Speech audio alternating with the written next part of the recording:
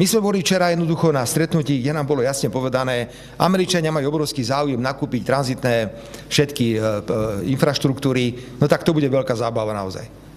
Tak Rusi budú dodávať Američanom plyn a ropu za štandardné ceny a Američania nám to budú predávať za americkou vysokohorskou prirážkou. To sme už takí idioti. Takže ja s týmto celkom nesúhlasím. Ja sa domnievam, že diverzifikácia musí byť. Musíme mať možnosť zobrať ropu aj cez tie tankery. Vyskúšali sme to, že to môže ísť aj cez tú Adriu, ale je to drahšie, aj poplatky sú vysoké pri Adrii.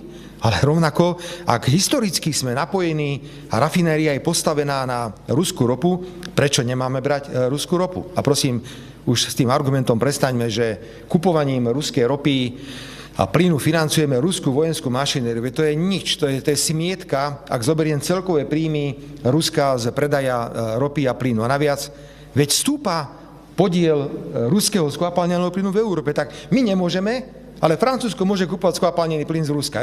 Tie argumenty sa nám nejako vytrácajú. Takže vieme, že v roku 2027 končí ruský plyn.